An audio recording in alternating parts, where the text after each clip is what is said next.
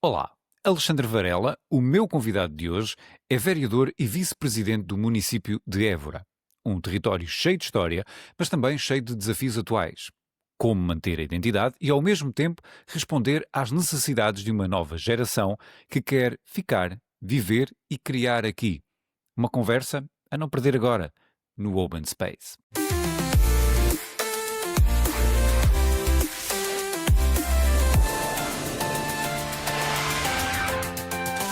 Space.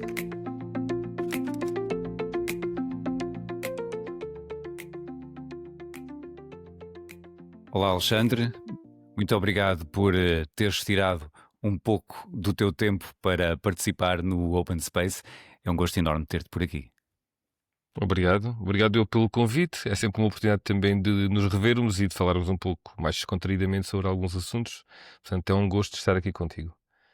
Alexandre, direto ao assunto, vamos falar aqui de casas, de imobiliário, portanto, de tudo aquilo que nos liga ao fim do dia, que todos nós temos uma casa depois para voltar ao final do dia. Como é que está o estado da habitação em Évora? Acredito que não esteja muito diferente daquilo que se passa no resto do país. Está fácil ou está difícil encontrar casa?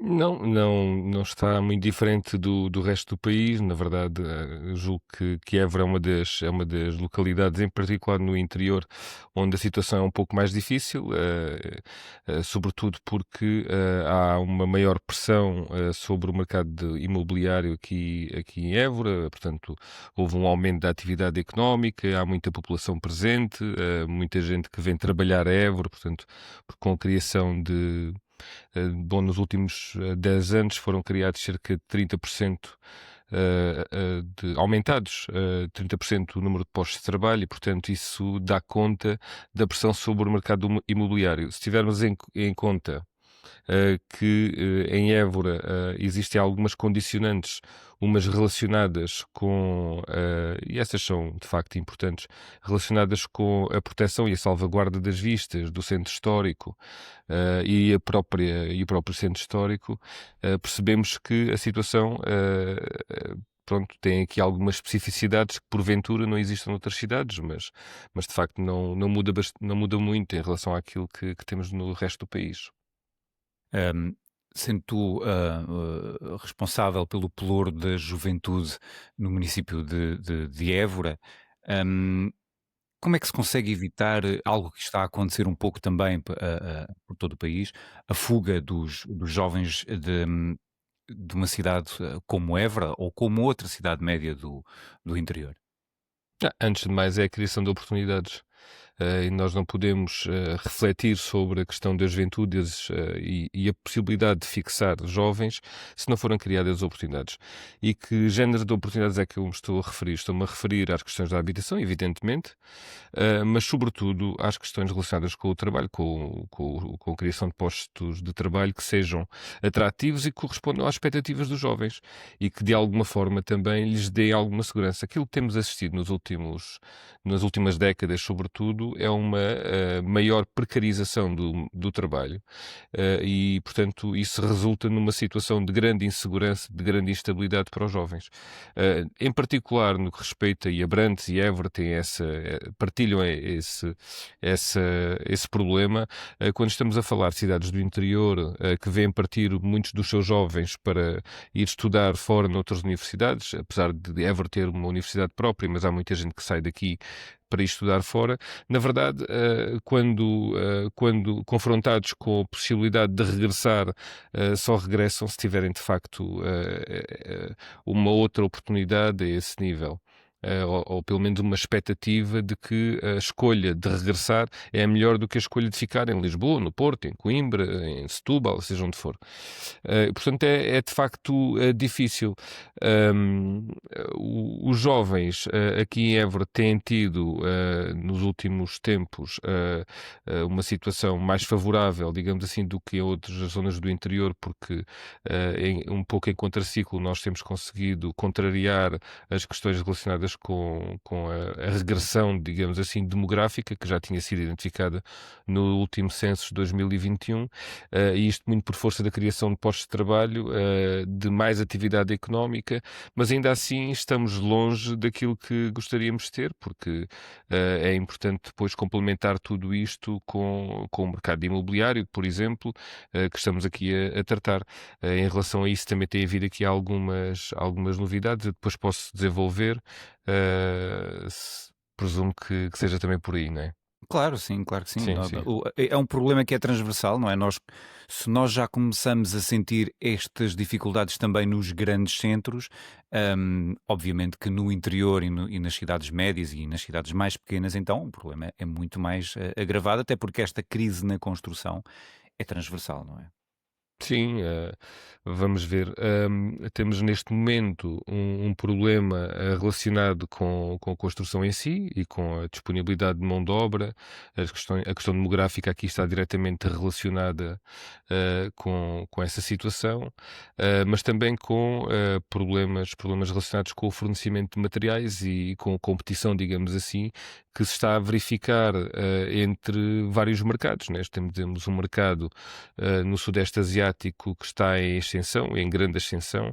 É um mercado de muitos milhões de pessoas e, portanto, é natural que neste momento exista uma situação complicada, aliás, de que os últimos anos têm sido testemunho, seja por via das guerras, seja por via enfim, dos problemas relacionados com estes mercados e portanto, não é possível garantir o mesmo padrão de fornecimento de materiais ou de matérias-primas que acontecia no passado, ou num passado relativamente recente. E essa é uma situação que temos em cima da mesa. Isto existe aqui em Évora, é uma situação que sentimos aqui em Évora, que sentimos no resto do país, aliás, com concursos que ficam permanentemente desertos. Houve um processo inflacionário bastante acentuado que nos confrontou com uma situação de estabilidade que existia, pronto, e era uma percepção que correspondia a uma percepção da população e do próprio mercado e do comportamento do mercado, e que neste momento revelou alguma instabilidade e a dificuldade, sobretudo, de fornecer os bens acabados, neste caso na área da construção. A área da construção tem aqui um outro problema, e que não posso deixar de assinalar, que é aliás, regressando um pouco atrás, não é a área da construção, mas sim a área da habitação. Tem aqui um outro problema associado, que é o imenso parque de habitação de voluta que existe em Portugal e que neste momento, e segundas e terceiras habitações, e que na verdade não estão a ser utilizados. E portanto isto remete-nos aqui para uma outra dimensão, que é a dimensão da reabilitação. Estamos a falar, ou podemos falar da construção nova, e de facto existe necessidade disso, até para acompanhar as novas exigências em termos de construção e as regras que estão associadas a essas novas exigências, mas depois também existe um mercado da reabilitação que eu creio que muito tarde começou a ser explorado. Eu estou a dizer muito tarde, estou a dizer nem há 10 anos atrás, porque o ímpeto era sobretudo direcionado para a nova construção. Se nós formos ver, e eu posso falar aqui de Évora, posso falar também do país, mas no caso de Évora em particular, nós não temos mais população no concelho de Évora do que tínhamos há 20 anos atrás, mas temos muito mais casas. A área urbana de Évora cresceu 20% entre 2000 e 2020 e a população não cresceu. Isso diz muito sobre o comportamento, sobre a dinâmica, digamos assim, do mercado imobiliário. E eu acho que aqui é importante todos nós termos a noção de que para as cidades é muito mais importante recuperar aqui boas parcelas, áreas urbanas que estejam degradadas e que possam ser de novo devolvidas à cidade, seja sob a forma de habitação, serviço, o que for. As áreas industriais são um exemplo disso, do que propriamente continuarmos a construir sem termo, até porque porque tudo isso representa um custo adicional ao erário público, e quando digo ao erário público, digo a todos nós, porque o custo das infraestruturas fica muito, muito mais pesado, seja do ponto de vista da construção, seja do ponto de vista da manutenção, e isso vai se reverter depois nos impostos, no pagamento de impostos de todos os portugueses. Sim, falaste aí na parte da regeneração urbana, assim, é verdade, talvez nos últimos 10 anos assistimos a um aumento grande dessa vontade de recuperar e de regenerar muitos prédios devolutos que existem, que populam os centros históricos das cidades. É uma coisa boa, não é? Porque o facto de não haver tanta construção nova também origina que os nossos centros históricos se vão regenerando, ficam mais agradáveis, Claro. mais aprazíveis de visitar, e isso também é bom, não é? Sim, no caso de Évora em particular, eu diria que nos últimos 10 anos houve muito mais a recuperação de prédios no centro histórico, que é a joia da coroa, digamos assim, aqui do concelho, do que nos 40 anos anteriores. E isso também diz muito dessa dinâmica e verdade seja dita, do financiamento que foi disponibilizado no anterior quadro comunitário, dedicado a esta área da regeneração e da reabilitação urbana. E isso é positivo. No nosso caso, nós temos que saber gerir, digamos assim, de uma forma equilibrada, a disponibilidade do financiamento para uma determinada área, designadamente no turismo, e para outra área, que é a habitação. Muita da reabilitação que tem existido aqui no Centro Histórico de Évora está relacionada com o turismo, com o aproveitamento turístico.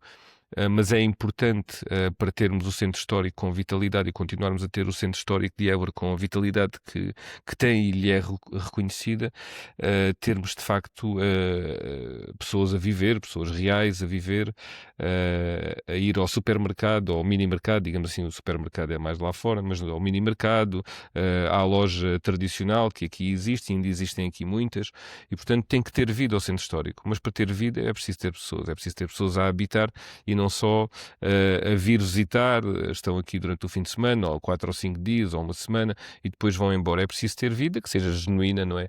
E isso tem sido uma bandeira, digamos assim, deste Executivo Municipal, garantir de facto condições para que as empresas continuem aqui, a população também continue e recupere até em termos habitacionais, muita da população que foi sendo perdida ao longo dos anos por razões que são perfeitamente compreensíveis, relacionadas com o conforto das novas habitações. Claro, sendo também o pelouro do ambiente uma coisa que é da tua responsabilidade, como é que se consegue equilibrar nos pratos da balança esta necessidade urgente de construir, não é? De haver nova construção, e as preocupações ambientais e a sustentabilidade? Isto é possível? É possível, começando precisamente por incentivar as políticas de reabilitação urbana e colocá-las à cabeça, no fundo, da estratégia de habitação. Repare, nós temos aqui em Évora aprovado um plano local de habitação na ordem dos 67 milhões de euros. Há uma forte componente de investimento público e esse investimento público inclui a recuperação, grosso modo, os números são estes, cerca de 200 novos fogos e a reabilitação de 200 outros novos fogos que já existem. A questão da reabilitação aqui, do ponto de vista ambiental, é importante porquê? Porque estamos a rentabilizar as infraestruturas já existentes, porque estamos a otimizar outras infraestruturas que possam vir a ser necessárias no futuro, tendo em conta o plano que já temos aprovado, portanto, quer o plano diretor municipal, o plano de urbanização de Évora, mas também o plano de mobilidade.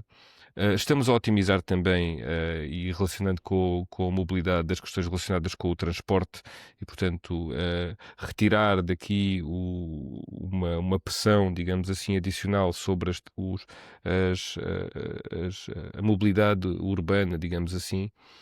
E com isso também estamos a potenciar a redução da emissão de gases com efeitos de estufa portanto, há aqui várias componentes associadas à reabilitação urbana que nos parece que defendem muito mais o meio ambiente.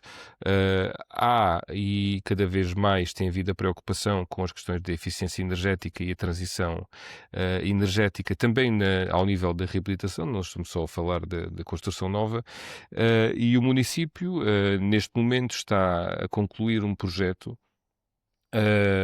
que foi candidatado ainda no anterior mandato ao Horizonte 2020, que se chama Positive, portanto, e que num projeto internacional em que Évora e Alkmaar, na Holanda, são as cidades guia, nós estamos a desenvolver soluções energéticas direcionadas para centros históricos que sejam classificados, ou seja, nós, por exemplo, aqui em Évora não podemos autorizar, de acordo com o plano de urbanização e de acordo com salvaguarda do centro histórico, não podemos autorizar a instalação de painéis fotovoltaicos no centro histórico. Por uma questão estética, meramente estética. Então, o que fazer para compensar, no fundo, os habitantes do centro histórico pelas perdas potenciais em termos de consumo e de faturação, digamos assim, da conta de eletricidade, o pagamento da conta de eletricidade? Como é que os podemos compensar comparativamente com os outros que podem fazer isso tudo? Podem instalar painéis, por aí fora. Nós estamos a desenvolver, precisamente aqui em Évora, esse projeto e vou dar nota aqui de 2 ou 3 soluções. Uma, a instalação de vidros fotovoltaicos que mimetizam o vidro tradicional, deixam passar a mesma luz, portanto a luz natural continua a passar, mas simultaneamente produzem energia. Outra é a instalação de telhas fotovoltaicas, que são exatamente iguais às telhas tradicionais, mas com esta pequena particularidade de produzir energia.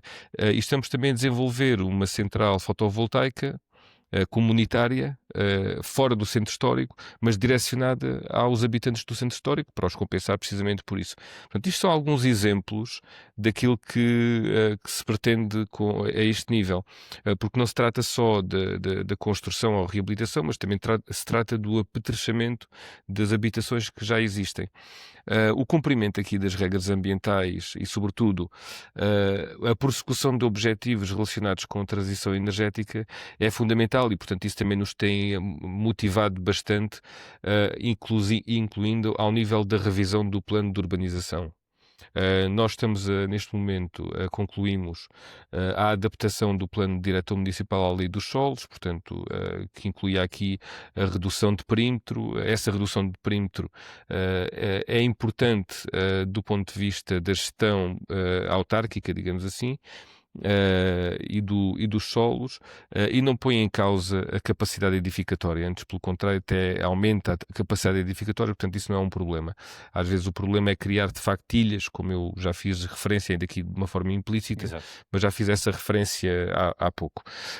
O plano diretor municipal aliás, peço desculpa, o plano de urbanização de Évora está neste momento em revisão e está a refletir sobre um conjunto de dimensões que habitualmente os planos não refletiam, incluindo as vivências sociais, a mobilidade.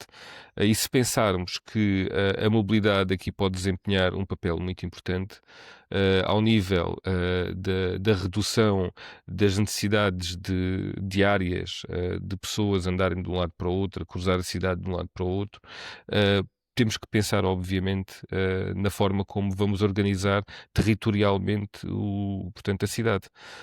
E isto significa criar vários polos, digamos assim, em que é possível trabalhar, ir à escola, ir ao supermercado portanto, fazer tudo num determinado raio que corresponde àquele conceito que muito se fala, que são as cidades dos 15 minutos, digamos assim. Exatamente. Quando estamos a falar de 15 minutos, aqui em Évora seria 10 minutos o ideal, em Abrantes a mesma coisa, diria eu.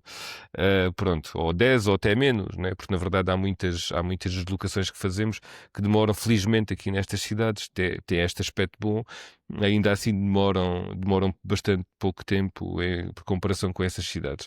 E, portanto, mas isso representa a qualidade de vida, no fundo. Mas dizia eu que a reflexão sobre o plano de urbanização de Évora inclui todas estas dimensões precisamente porque a organização territorial e em termos urbanos da cidade pode ter impactos muito grandes na vida das pessoas, a este nível, e não só na construção de casas ou na realização de casas. Claro.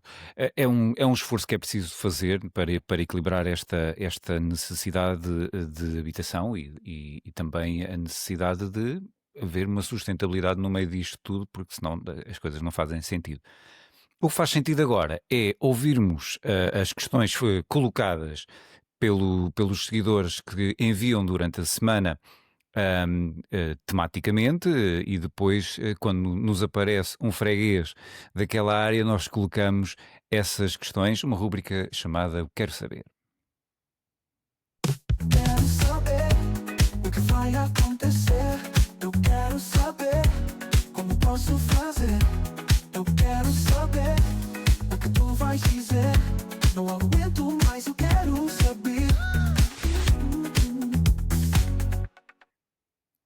Então, vamos lá saber o que é que os seguidores querem saber esta semana. Vamos à primeira questão, que já está, enviada pelo Carlos Oura de Tomar. Um abraço, Carlos. As cidades portuguesas estão preparadas para ondas de calor mais frequentes? Há algum plano real para isso? Esta vem mesmo a propósito deste tempo quentinho que estamos a seguir agora, não é? É verdade. Eu diria que na realidade ainda estamos longe de ter planos reais para isso. De um modo geral, as cidades portuguesas estão-se a preparar, enfim, tendo em conta aquilo que lhes foi pedido, sobretudo agora nos últimos anos, embora no caso de Évora nós já tínhamos começado com este trabalho em 2018 com a criação de planos de adaptação às alterações climáticas. E nós estamos a fazê-lo, temos um plano com um conjunto de ações a 10 anos, mas também até 2100, para se ter uma ideia, não é? Porque estamos a falar aqui de fenómenos naturais, pronto, que têm uma expressão temporal diferente daquilo que, ou pelo menos nós tínhamos até há alguns anos atrás como diferente dos ciclos humanos, digamos assim.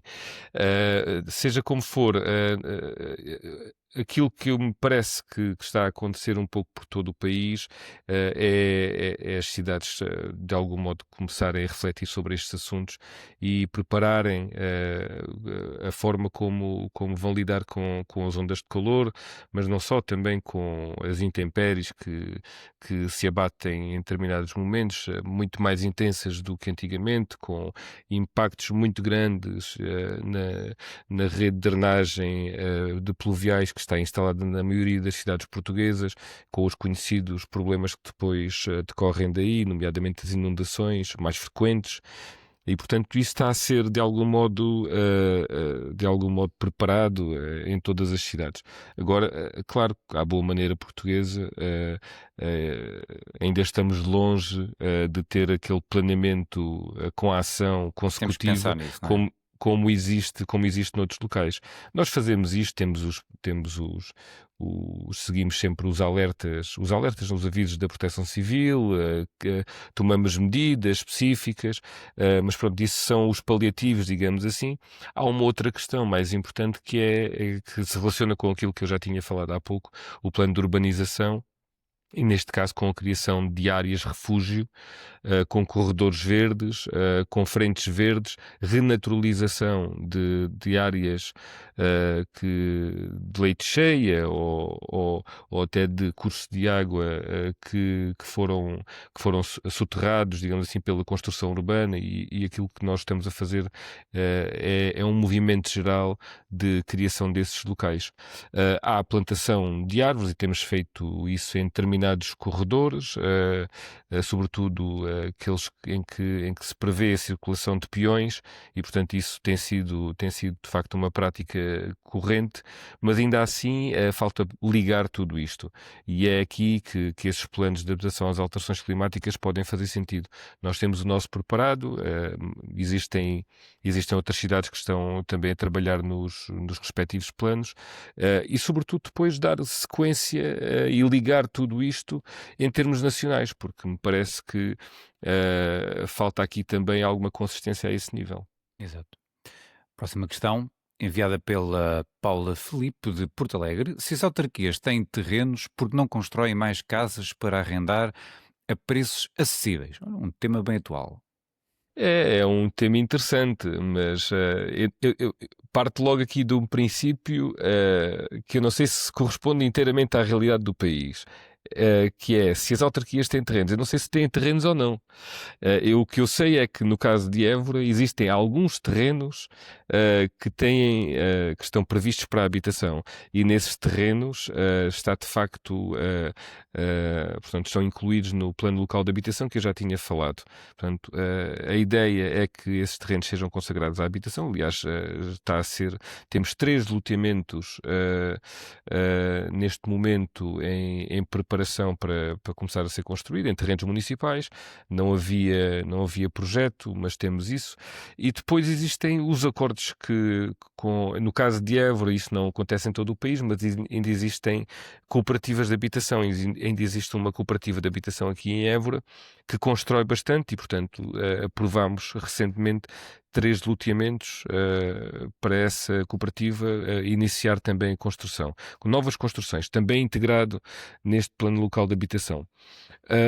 Depois existem os apoios ao nível do primeiro direito, o chamado primeiro direito, o programa do governo, que se destina especificamente à construção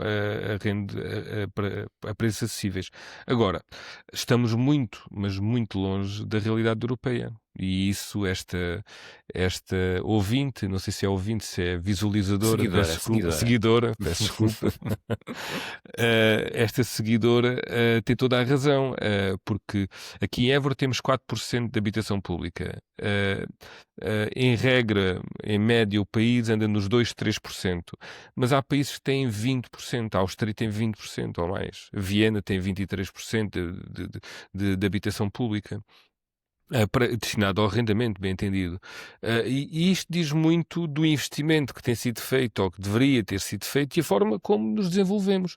Porque, na verdade, nós preferimos alimentar, e foi uma opção política válida como qualquer outra, tendo em conta o país que é,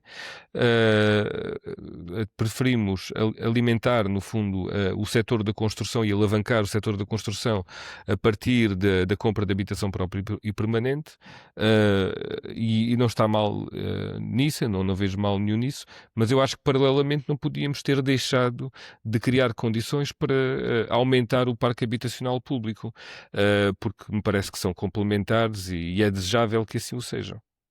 Alexandre, acontecendo também em Évora algo que está a acontecer nas cidades médias do interior, nas cidades também mais pequenas do interior, que é a atração de novos moradores que vêm de outras regiões do país e às vezes até mesmo do estrangeiro.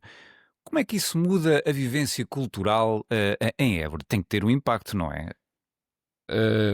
Évora tem um cariz e uma propensão, digamos assim, para as questões da cultura e do património que são evidentes pela sua riqueza patrimonial e, portanto, logo por aí existe uma sensibilidade que eu diria que poderá não ser exatamente a mesma que outras cidades, o que é normal, dada a vivência das pessoas que aqui habitam. Mas há um fator muito importante que eu gostava de destacar, que é o fenómeno, depois do 25 de Abril, o fenómeno de descentralização cultural que aconteceu um pouco por todo o país, mas que atingiu Évora com grande intensidade. E atingiu Évora com grande intensidade porque na altura houve um conjunto de pessoas que nesse movimento se transferiram para Évora e criaram aqui raízes e no fundo fizeram escola, digamos assim, companhias de teatro que foram criadas, companhias de dança e que permanecem mesmo tempo, não é? E com isso, muitas pessoas, até gerações de artistas foram aqui criados, digamos assim, ou foram formados de alguma forma, em particular no teatro. O teatro fez, de facto, um trabalho aqui muito importante aqui em Évora e continua a fazer. E nessa circunstância, aquilo que nós temos é um conjunto muito alargado de agentes locais que aqui contribuem e enriquecem o tecido cultural de Évora e que naturalmente também foram uma parte importante do sucesso da candidatura de Évora à Capital Europeia da Cultura em 2027. Portanto, temos aqui um conjunto de elementos, de variáveis que foram fundamentais e a existência de um tecido cultural que está relativamente consolidado, também foi importante. É evidente que neste projeto também tem aqui outro tipo de implicações que vão muito além da cultura, tem implicações ao nível do urbanismo e, sobretudo, de algo que se pretende, que é a transformação do território. Portanto, este projeto da Capital Europeia da Cultura tem aqui uma forte componente transformadora, digamos assim. Por isso mesmo é que também nós fizemos e quisemos assumir esta candidatura como a candidatura de Évora enquanto chamariz, digamos assim, e porque tinha que ser uma cidade a candidatar-se, mas na verdade nós queremos dar a visibilidade a todo o Alentejo numa questão, ou aliás numa dinâmica de coesão territorial. E digo isto, não querendo fugir à questão, mas porque é importante dizer que o Alentejo, na verdade, foi ao longo dos anos atraindo muitos agentes culturais de renome, alguns deles com renome internacional, e que se têm vindo a fixar não só em Évora, mas em Montemor, em Estremoz, em Arraiolos, o que for. E, portanto, existe aqui um tecido potencial em termos culturais muito importante. Com a classificação, é natural que esse movimento se intensifique um pouco mais e, portanto, acabem por vir atraídos por esse evento outros agentes culturais. Mas é de facto importante destacar não só o processo da descentralização cultural, também o trabalho que tem vindo a ser feito por instituições como a Universidade de Évora, que têm cursos de arte, design, música, pronto, e que também dão aqui um importante contributo neste domínio. E outras entidades que também têm vindo a trabalhar muito na área da cultura, porque perceberam que de facto a cultura e o património estão interligados e no fundo representam não só um importante contributo para o desenvolvimento regional, mas também pronto, como atividade económica acabam por também ter um impacto bastante grande e Évora não é exceção. Exatamente, como diz a canção, não é? Se achas que Lisboa é grande, o Alentejo ainda é maior, não é? Alexandre, estamos quase no final deste nosso episódio. Lanço-te o desafio de participares no nosso Pop Quiz. São 3 questões de resposta fácil, digamos assim. Veremos. Veremos.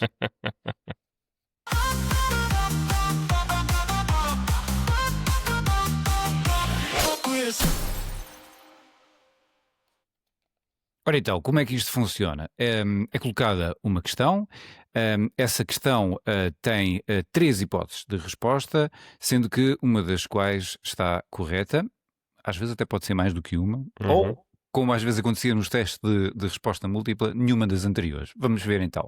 Já está a primeira questão.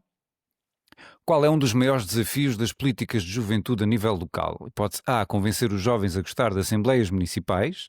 Hipótese B, envolver os jovens de forma real e contínua. Hipótese C, lançar um festival onde ninguém faça stories.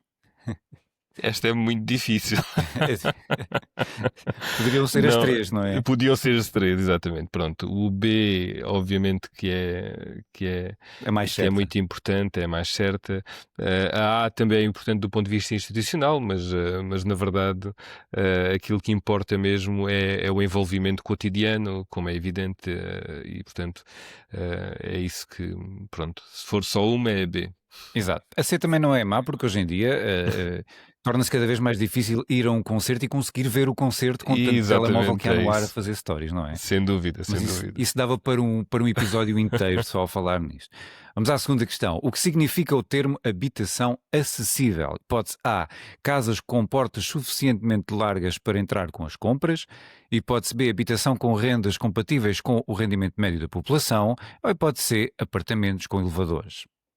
É B, as outras duas estão mais no conceito das acessibilidades, que também são muito importantes.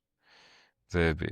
Hipótese B. E a última questão, esta é muito importante. O que faz com que um jovem queira ficar na sua cidade? Hipótese A, a comida da mãe.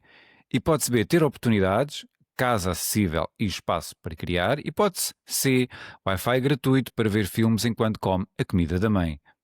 Epá, eu estou aqui indeciso.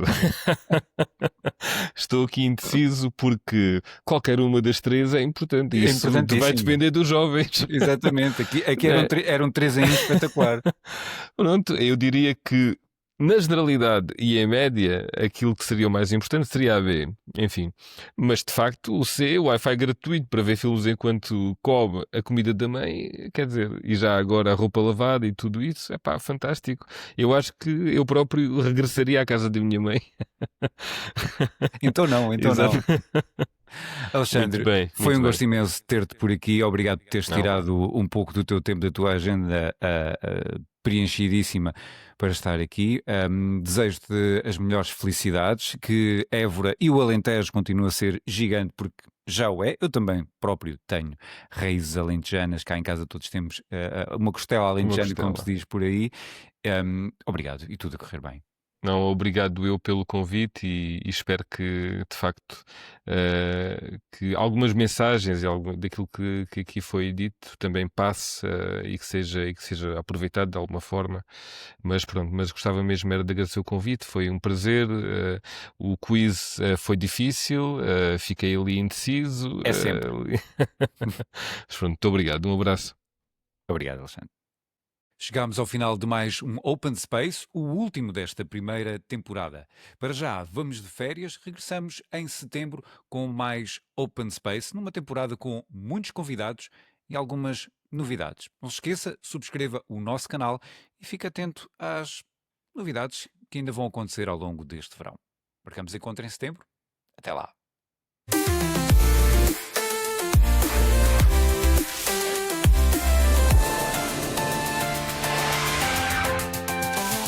Space.